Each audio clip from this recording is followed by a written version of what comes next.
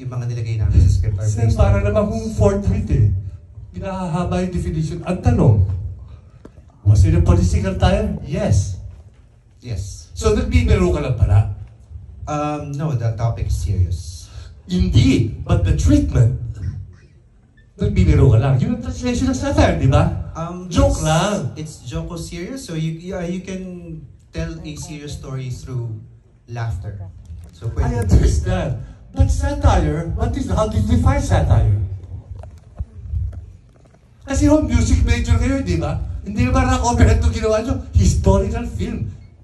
So, if you say satire, that means, ay, joke lang pala. So yeah, matatanggap ka, joke lang pala. We will leave that to the audience to decide if it's satire or not. If it's something that they would want to process. But is it satire? Because I have receipts. Dala ko resibo eh. May friend, si Ed Rocha, the money man behind this. Di ba? Sila ni Nando Ortigas dati, no? Pera nila. Hindi pera nila Nando. Well, sila mga producer na, di ba? So, may friend si Nando sa kanyang Viber. Nag-comment yung ate ko, our only third generation Quezon, si Aurora Quezon Nabansenya, ate ko, sa stage na katira. Nag-comment ang ate ko, enhorabuena, congratulations.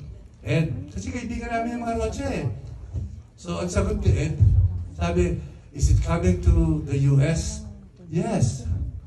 Ang sagot ni Ed, preparate, prepare yourself.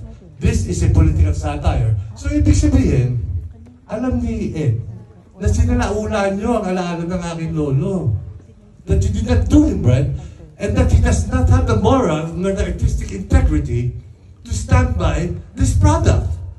If he will say it was a satire, and you admit it is, yes. Okay, so satire. So huwag natin magpapaniwalaan. Joke pala ito. It's a joke. It is satire. Teka, ito di pa ako tapos eh. With all due respect, sir. Oh.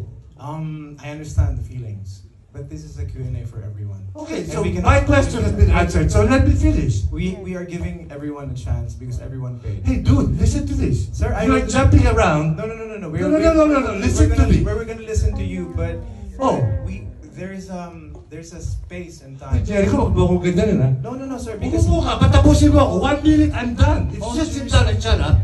Okay? 1 minute, sige. 1 minute. Yes, okay. Everyone.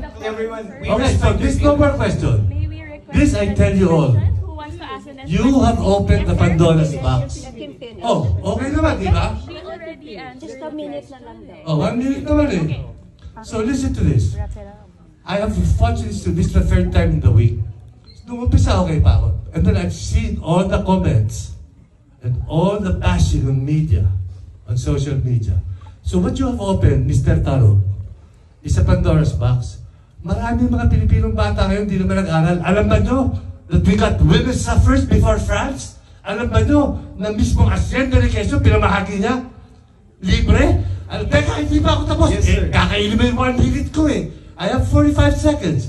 Kung hindi nyo alam nyo, i-research nyo. I-research nyo lahat. Sapagkat ito para inaamin naman na joke lang eh. Okay? So, ikaw, Mr. Taro, at lahat kayo, hindi nyo alam ito binuksan nyo. Ang dami nagsasabi sa social media, ay, mali pala si Quezon, dapat naiwan lang tayo sa mga Amerikano. Ganon? So, nasa ilalim tayo ni Trump?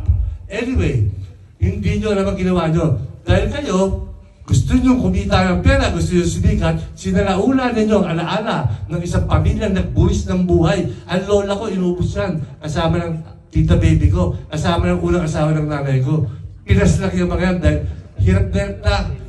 Anyway, yun, tapos na ako. Mahiya kayo. Ngayon, eto sinachannel ko ngayon ang aking lolo sa pagsabi ko sa inyong ito. Punyeta kayo mga putang ina nyo, kupal kayo! Thank you, sir.